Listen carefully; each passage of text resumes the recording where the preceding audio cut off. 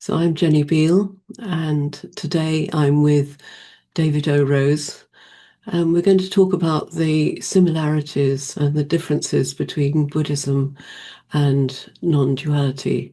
And this was prompted by a question in one of our recent study group meetings, a question which I couldn't answer because I've never studied Buddhism. But I think to avoid going down a whole load of rabbit holes, we've decided to restrict ourselves to the type of Buddhism that David teaches, which comes from Thich Nhat Hanh, and the non-dual teaching, which we study in our group, which is the direct path as taught by Francis Lucille. So, David, let's start at the beginning of the direct path, which is there is only one reality. In Buddhist terms, what is reality? Is there anything that's real? What does Buddhism say about reality?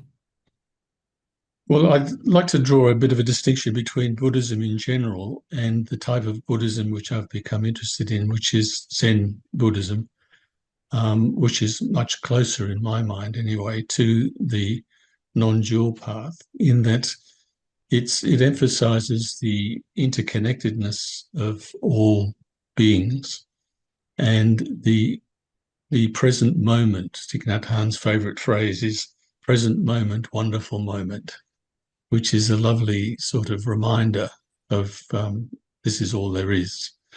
And so I find his approach very much in line with what I've understood by non-duality, apart from perhaps a few things which we'll touch on, perhaps meditation and some of the more ritualistic approaches, which arguably are just sort of bells and whistles added on um, to non-duality, which I think we could argue is not really necessary. But yeah, that's where I'd like to begin. Yeah. So, in that teaching, is there anything that is real?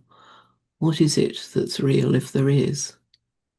Well, the one reality is not something that can be named. It's something Right. that we can know and be, but it doesn't have a name. So that would be consistent with Zen, that Zen approach. And Right. yeah. Yeah, I mean that's exactly what we would say Mm. in the direct path. But in Buddhism, is there a I mean, in the direct path, we just as in Buddhism, I think there's no distinction between perceiver and perceived. Um, uh, Both that distinction is perceived as is regarded as an illusion. But in Buddhism, are both the perceiver and the perceived seem to be unreal, or is one real and the other unreal? Well, that's a good question, but as my understanding is that there it's the one reality in Zen Buddhism. It's an absorption in the one reality, and the only real distinction that I came across was its emphasis on meditation, which they can sit for like days and weeks, Yes. um, Mm. and that's no longer my cup of tea. But, that was something which they stress, and mindfulness and mindful walking, mindful eating, and so on, which has its own charm. I find that's a practice which I find still very, very useful. Interestingly enough, it's sometimes just eating. All I'm doing is eating, and to be aware of eating is happening. It's not me eating, but in this moment, there's nothing else, and I can really use that focus, if you like, to bring me back to what's happening in this present moment. And Mm. if I'm walking, then walking is happening. and just that's all that's happening, if you like. So there's that sort of reminder of to stay in the present moment, which is the only moment and the wonderful moment. Right. Right. So the direct path really starts, I guess. Well, there are two approaches. There's Francis Lucille calls them Plan A and Plan B, Mm. and Plan A is just the recognition there is one reality, and it's the exploration of that using higher reasoning, not using meditation. Meditation can be useful if it works for people, but it's really the purpose of meditation is simply to show us that consciousness can exist. Consciousness, that there can be consciousness without being conscious of anything. And that's why this distinction between perceiver and perceived is important. Because in the direct path, the perceiver is real. It's the absolute. It's the one reality that perceives. We don't perceive them both as being unreal, which I think some of the Buddhist material I've seen seems to suggest that they are both unreal. And I think that would be a very important distinction. Mm. Um, and really the idea of meditation, it's not actually necessary to engage in any formal kind of meditation. It's only necessary to realize that there's gaps in the flow of experience, that the flow of experience is not continuous. And meditation can help you see that, because in meditation then the mind gets quieter and quieter and quieter, and those gaps become more and more obvious. So it's helpful in that way, but there aren't any practices in the direct path, because there's nothing that needs to change. And I think that's maybe that's maybe another difference, is it? Um, yes and no. I think the there's no attempt, as far as I'm aware, with Thich Nhat Hanh's teaching to in any way to manipulate what's actually happening. Just to be with what is happening, and that's really the goal of the Zen teaching, is to be at one with this. And so it's a very, to me, it's a very non-dual approach. The Mhm. emphasis on meditation is interesting. I'm not sure. It just seems to be a tradition, which, as I understand it, the more I immerse myself in the non-dual teaching, the meditation is just a word you could use for being present.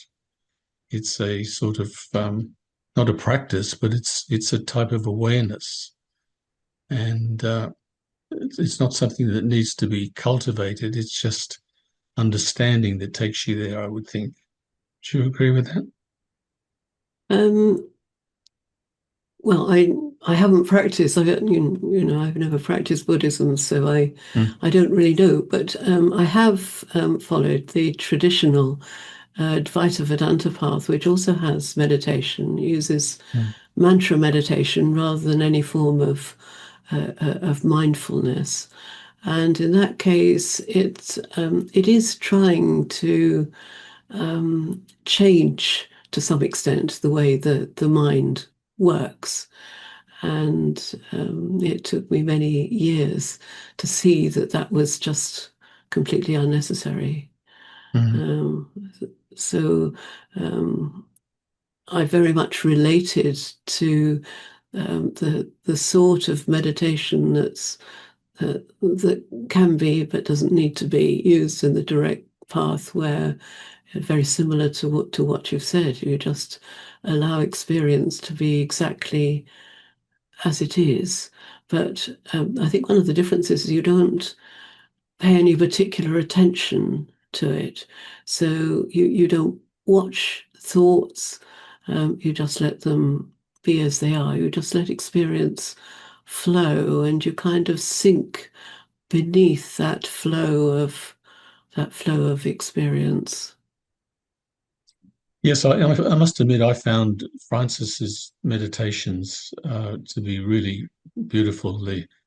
And he emphasizes that flow as you sort of sitting by the riverbank watching the flow of the stream go by is a metaphor for the stream of consciousness or thoughts, Yeah. feelings, and so But forth. then you even let go of that Yeah.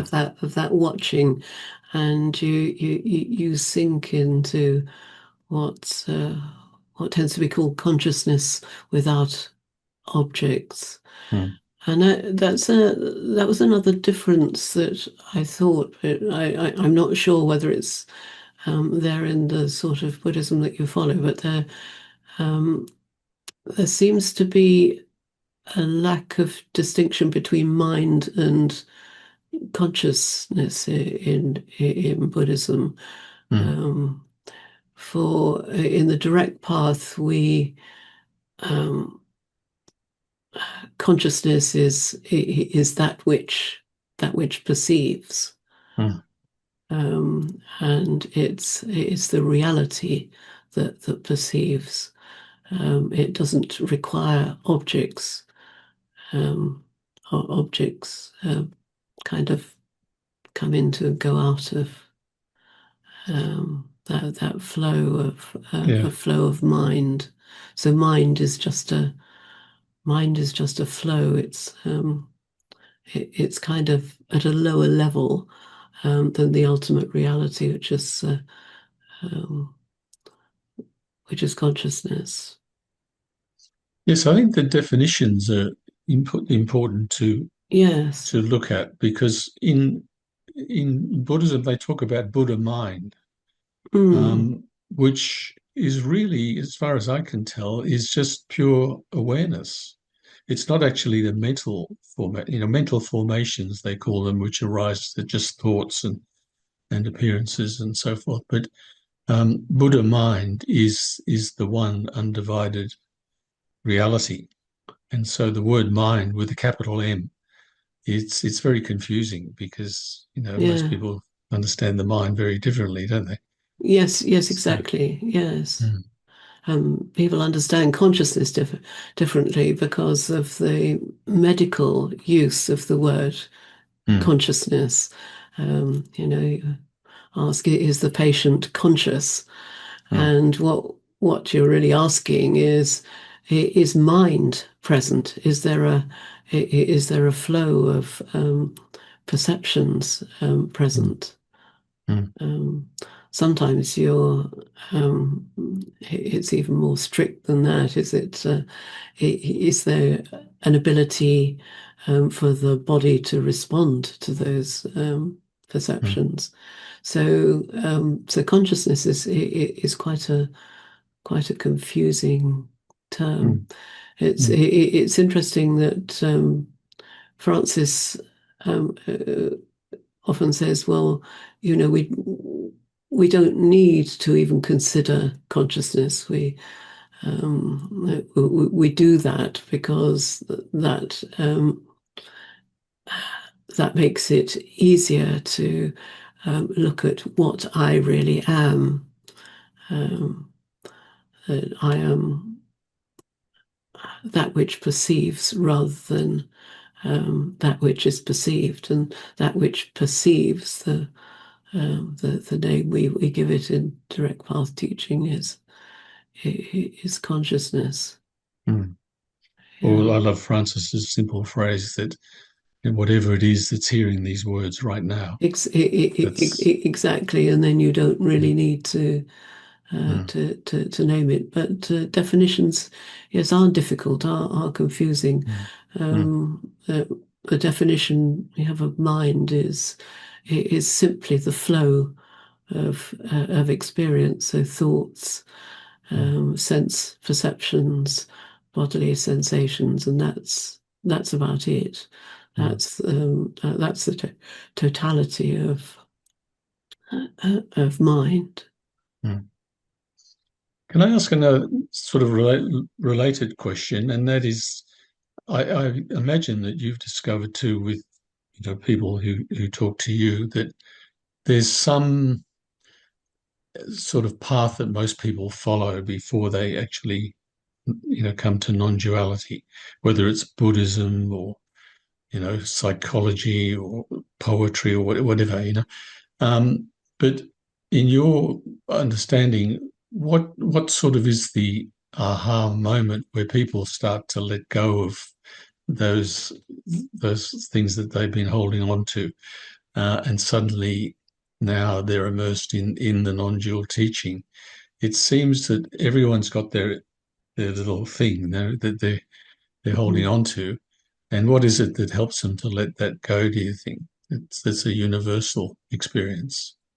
I think what they're holding on to is a kind of desire to be different in some way.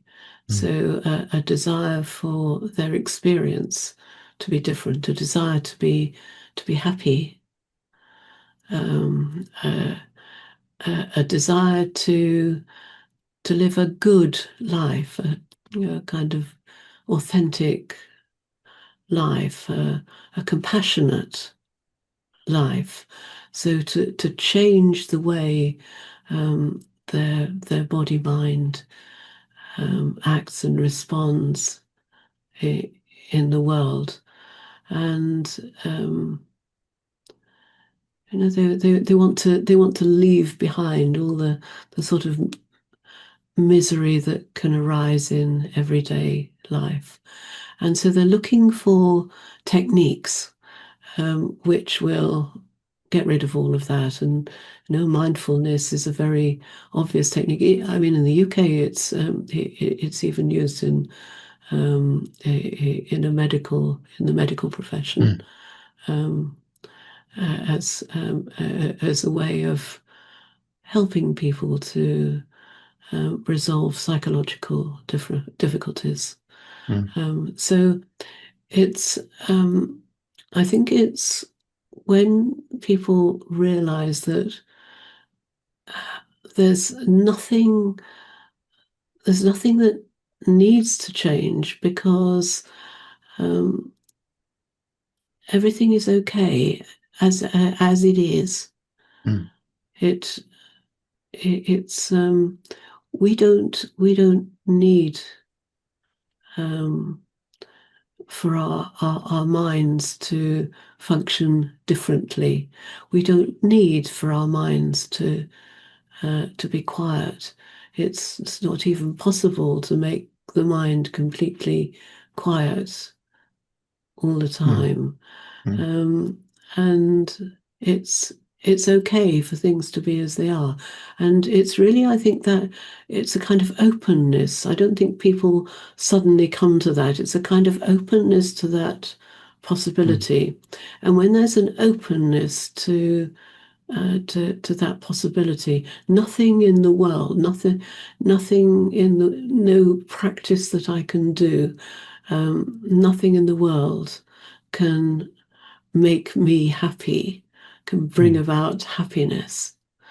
Um, then you're open to a different understanding, and in the direct path, it's what's referred to as enlightenment, what that translates into in the direct path is really just a new understanding, but an understanding that, in a sense, was always there. Mm. It's a way of seeing things that was always there, was always your truth, Mm. was always something that I guess was kind of a little bit buried in Mm. all our conventional ways of thinking and seeing things. Mm.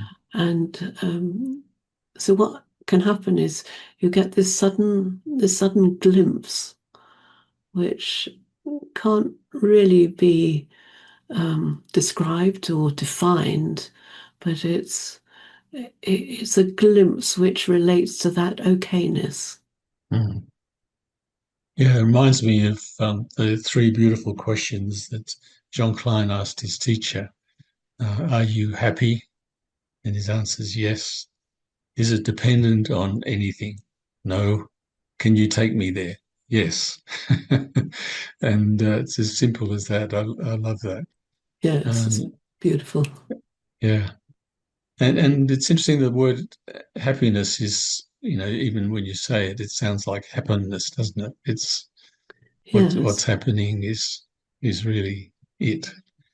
So most people, I guess, come to they sort of hold on to the raft of whatever it is, whether it's Buddhism or whatever it might be. Um, and the emphasis is on relief of suffering, isn't it? Mostly, they're looking for a way to relieve unhappiness. Well, some Um, people are, and some people aren't. Um, there are some people, and I'm one of them, of for whom truth was more important than happiness, mm, and that it was. I suppose it started as a child with curiosity, mm, just absolute curiosity about everything, wanting to understand about everything, mm, wanting to understand how everything worked, how everything fitted together.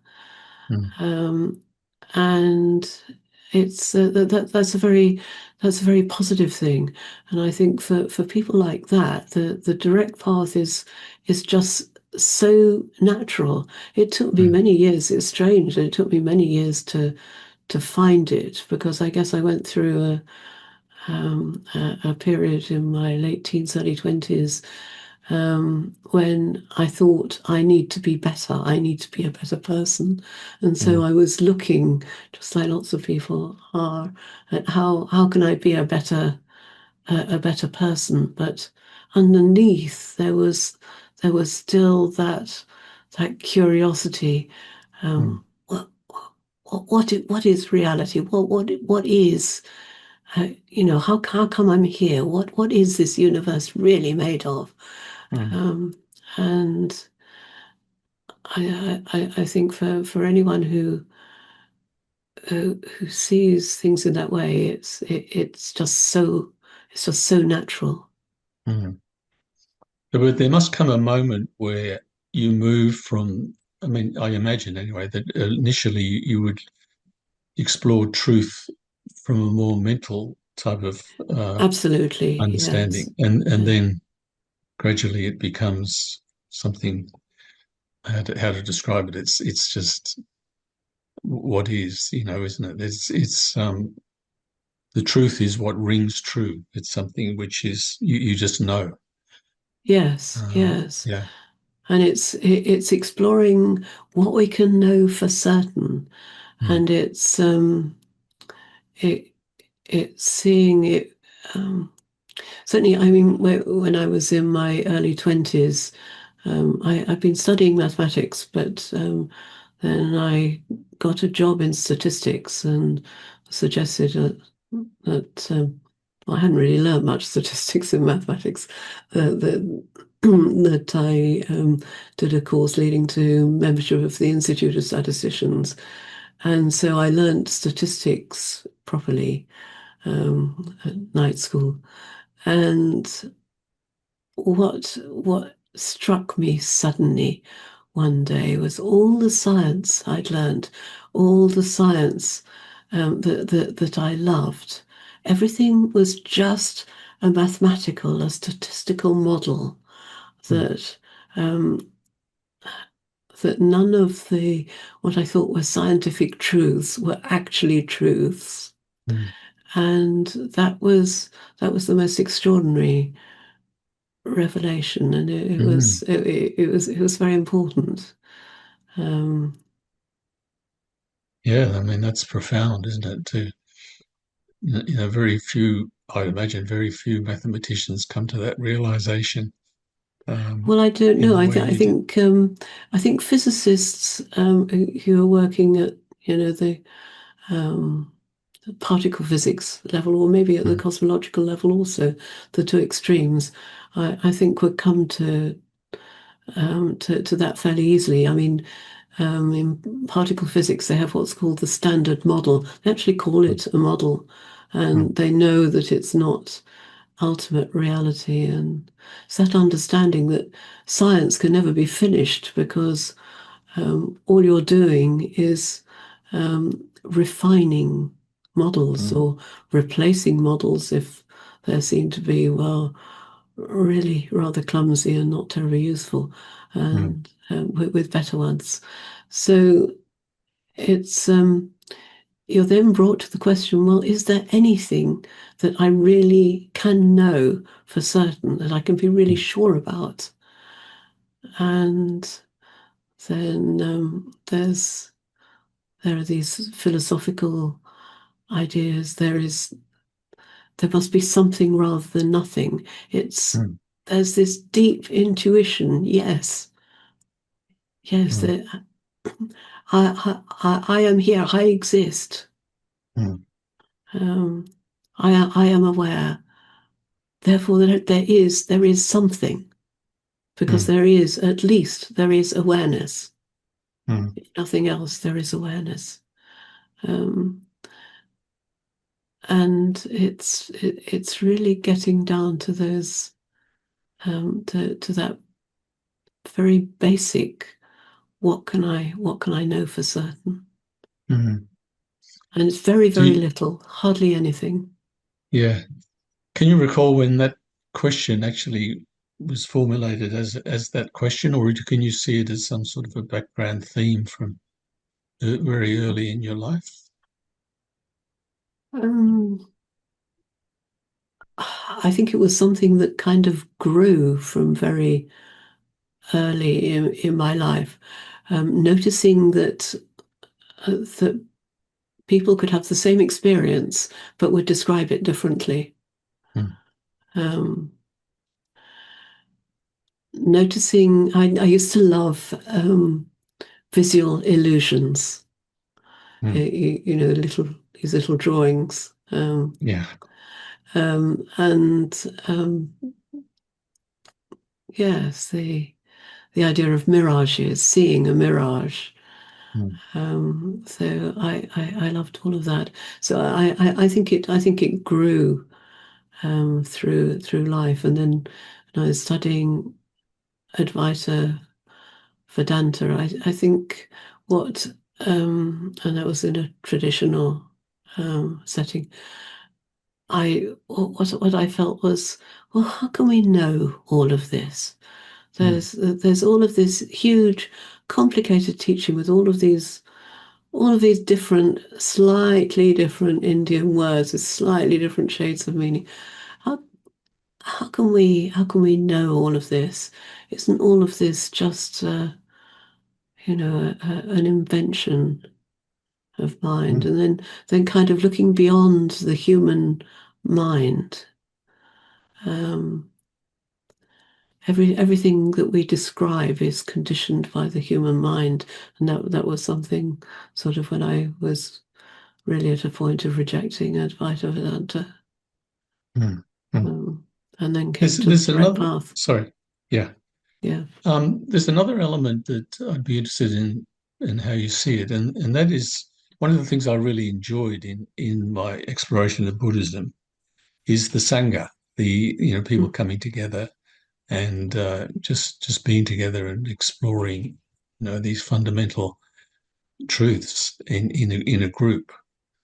And there's something really nourishing about that. Mm. And so, I mean, we've got the equivalent of the sangha, I guess, in our meetings, but not everyone approaches it that way. I mean, some people just sort of do it independently on their own, don't they? But that's something which I'd be interested in your thoughts about that, because that was one thing that kept me a bit attached to Buddhism was the delightful friends that I made along Mm. the way. And there's this it's difficult because they when they get to know me, they sort of I almost inevitably, because of my interest in non-duality, I'm sort of pushed into the teaching role, and then I'm hooked. Mm. And part of me thinks, well, why am I really doing it in this tradition? There's no need for it. Um, but I'm just concerned that I'd lose these friends if I didn't, stay with it. So, do you have any thoughts about that? Yes, I think the sangha is important, but I think it's equally important to expand out beyond the sangha and kind of bring the world into the sangha Mm, in a way. mm, But I think the reason the sangha is important is because when when people are together and there's there's no egoic toing and froing between people. It's when everyone is in that moment, recognizing their universality and recognizing the commonality of all of us. We are one. Um, it's Well, nourishing is exactly the right word. The word you mm, used. mm, It's beautiful. It's very restful. It's restful mentally and it's restful physically as well. mm, And it it can also help us to deepen our understanding. Um, and when people are talking together about a subject, it's inevitable we see things in slightly different ways. So mm, we have we have a glimpse of non-duality. Each of us in the sangha, we've had a number of glimpses of mm, non-duality, and to a greater or lesser extent, that has pervaded our lives. But that glimpse, and the way it's pervaded our lives, we have each of us different ways of expressing that, different ways of explaining it, different analogies that we use, mm, and all of that, listening to that, hearing that, or hearing the some of the difficulties that people have um, in living in accordance with the non-dual understanding. mm, Um, all, all of that kind of deepens one's own understanding. It mm, kind of it broadens it and it deepens it. mm, It's one of the things that seems to happen, particularly if people um, are mainly reading books and studying on their own. Is that yes, they have a glimpse, and the glimpse is beautiful, and then that's it. They see, oh yes, all these things these sages have said about non-duality. Yes, that's exactly how it is. I know that now, mm, and they don't tend to explore the implications of it. mm, And really, the direct path starts from that glimpse, and the path is about exploring the implications in our everyday lives. mm, So I think a sangha is it's not the only help, but I think it is a big help to do that. mm, But so mm. equally is ordinary lives with the people that we meet Mm. from day to day. Yes. Yeah, I'm finding that more and more. That's beautiful, Jenny. I really like the way you put that. That's pretty much all the questions I have. It's you've answered them, and I must take this opportunity to say how grateful I am to have found you as a teacher. And I know you probably don't identify as that, but it's I I don't I don't. mm, It's I love what I think it came originally from Jean Klein that or maybe even further back in Atmananda, the teacher arises with the question and dissolves in the answer. mm, yeah, Um, I I don't um, I don't buy the concept of enlightened beings. That may be another difference from between direct path and yeah, Buddhism. yeah, Yeah, I don't buy the idea of an enlightened sage. Anyone, mm, mm, not Ramana Maharshi, not Thich Nhat Hanh, not Jesus Christ. Not none of them. None of them. mm, No such thing. That the way I see it, the body and the mind are simply instruments through which universal reality manifests, mm, and sometimes it's manifesting wisdom, and sometimes it's manifesting ignorance. And once there's an understanding that arises within a body mind, a glimpse of our true nature as that one reality, then the patterns according to which it tends to act and respond um, tend to fall in line a little bit more with that.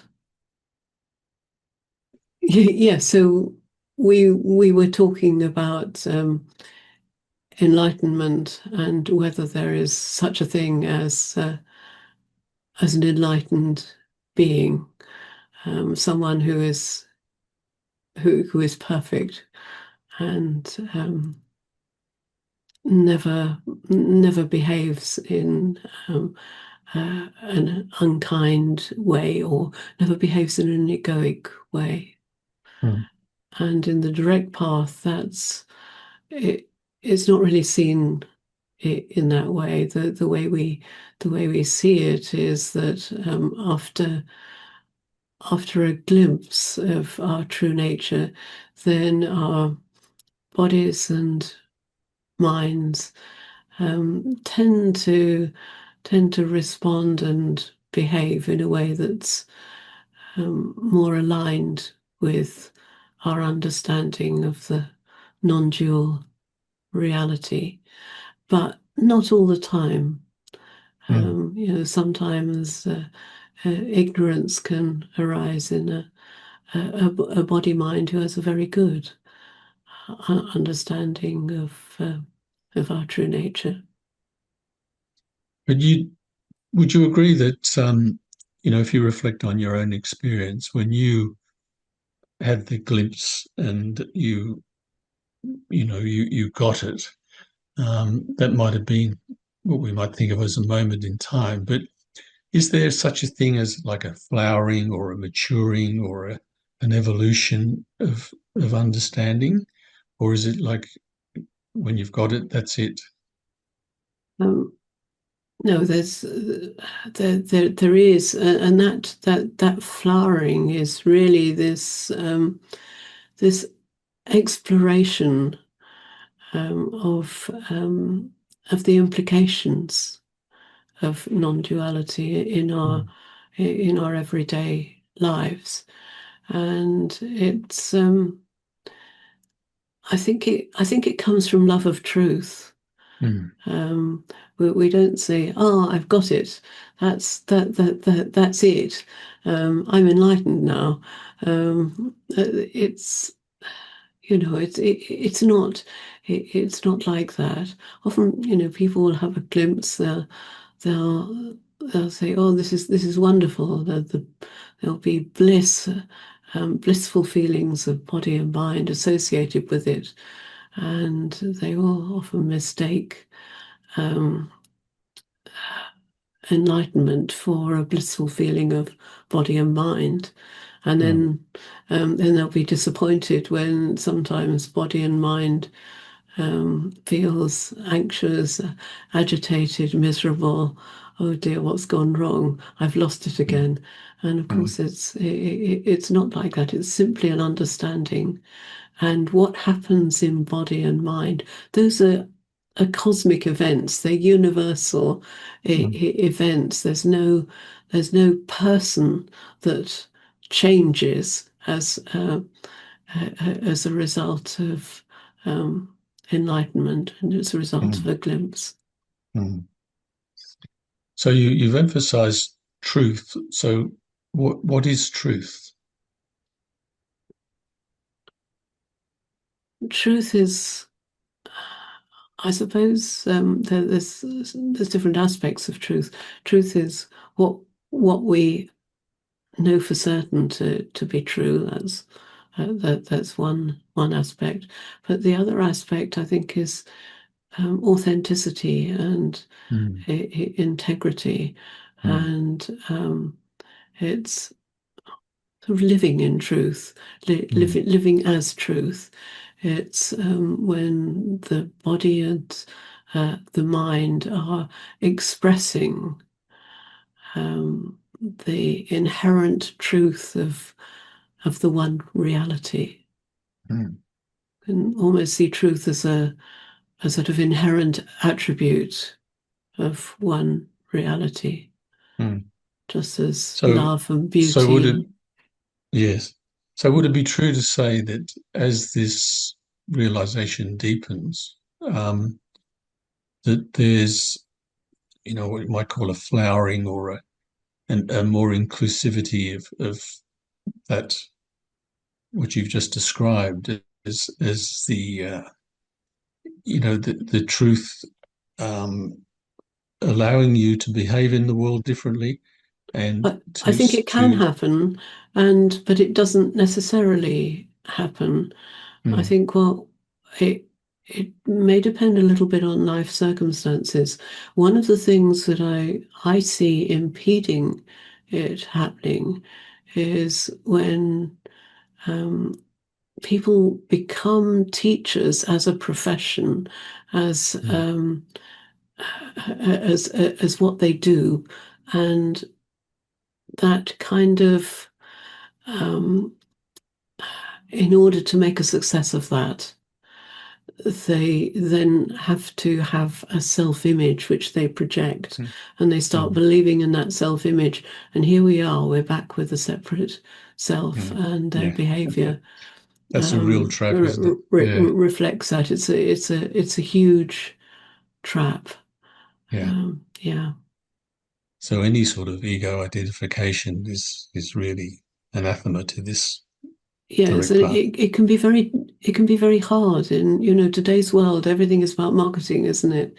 Yeah. If you're going to make a success of being a non-dual teacher, then you've got to do a lot of marketing, and you Mm, start believing your marketing, and then other people believe your marketing because that's why they come to you, and then mm, then there's all that adoration, adulation, mm, and what you're with now is a whole group of people who regards you as something special when mm, actually they, there's nothing special. You're just um, an AI robot, as all body minds are, which is expressing um, non-dual teaching. mm.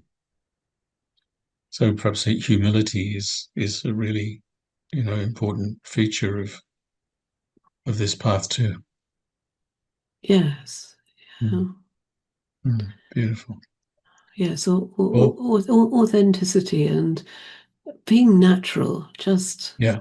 just living a natural life, Mm, allowing everything to be as it is. mm, wonderful. Well, that's really very fruitful for me to hear all that, and I really appreciate you taking the time to explore this with me. So And I I very much feel, appreciate learning a little bit more about Buddhism. I know it's very complicated because there are so many different types, aren't there? And mm, it's all sorts of different ideas associated with it. I think one thing we haven't covered, which we probably should, because mm, this is where the question in our study group arose, which is about rebirth. mm, And yeah, so if anyone mentions rebirth, my first question is, what is it that could be reborn? mm, yeah, Because the one reality, um, it can't, it doesn't exist in time. Um, it's beyond space and time, so it's beyond birth and death.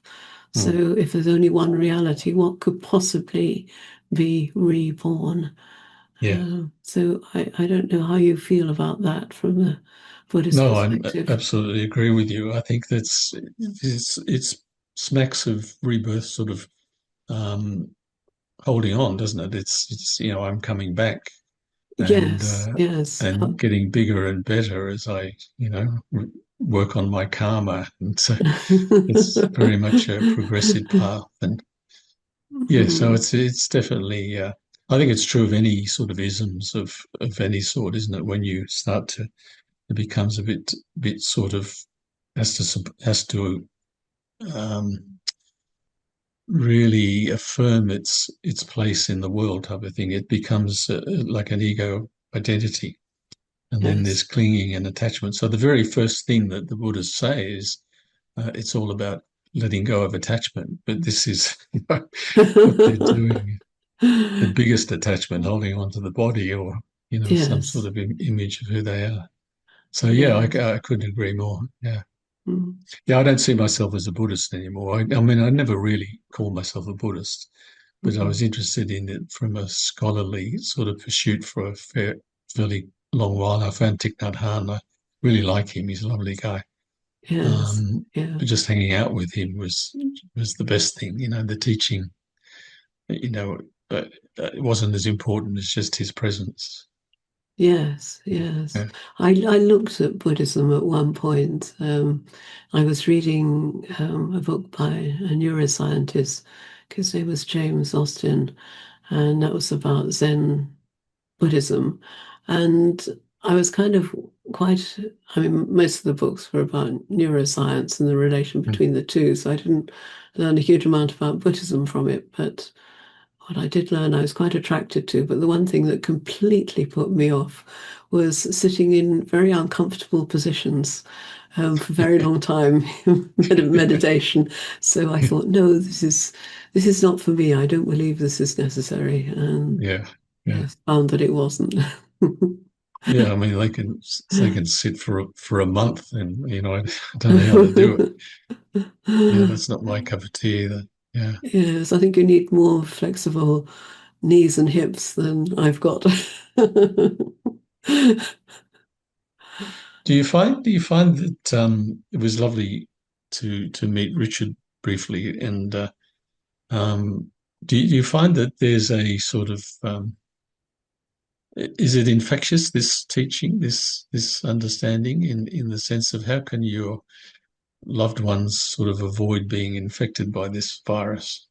It's yes, it's infectious, and it's infectious to everyone. Mm, Um, there's someone he met online who works in the security services, and They have a common interest in photography. And anyway, he invited this person back to our house with a friend. Um, uh, they were going to discuss how to manage his photographic forum from a technical point of view.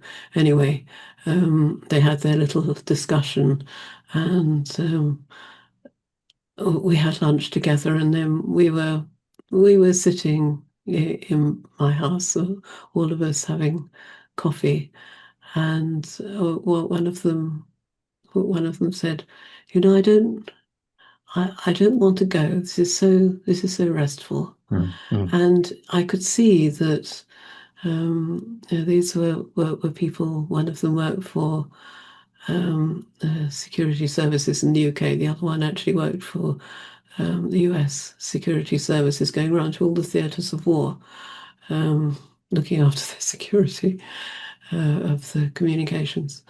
And their jobs were so fraught, and it had created uh, this constant agitation within them. But it was beautiful to see the way they calmed down mm, when they came and they sat with us. And as for Richard, well, yes, he loves science. He loves exploring ideas, mm, and he understands from an intellectual point of view certainly a lot of the non-dual ideas. Some of them he doesn't totally agree with, but the way he acts and behaves in the world is totally in tune with non-duality. It's very beautiful, and we learn we've learned equally from each other mm. um, over all the Yeah, years we've been together. that's lovely. I'm at the moment I'm going through the process of selling my home, and a lot of people come through, and it's very common for them to say, there's something so peaceful about this place. I could Yes. just sit here Mm, for hours, mm, yes. and it's a similar sort of thing. I think that people just pick up on it without realizing, what it I, is. Yeah. I think they do. It seems in our house, it seems to relate to there's a particular room where I would sit and meditate or read books, Mm, just generally be quiet. mm, And it's that room where we take people to have tea or coffee if they're just popping in, or after a meal. That's where we go, and mm, it's almost like that room has its special atmosphere, mm. and that infects people. It Yeah. is beautiful. Well, I feel like I'm sitting in that room with you right now. So Yes, I'm not in really. that room now. In fact, there's yeah, no computers in that room.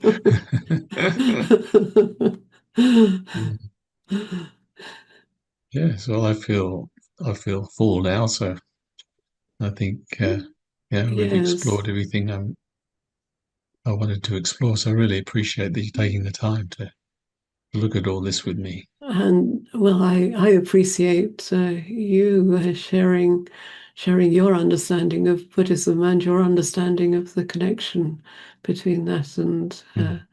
and non-duality. It's been very interesting for me too. Oh, that's great. Thanks very much. Thank you. Thanks, Jenny. Wonderful. Okay.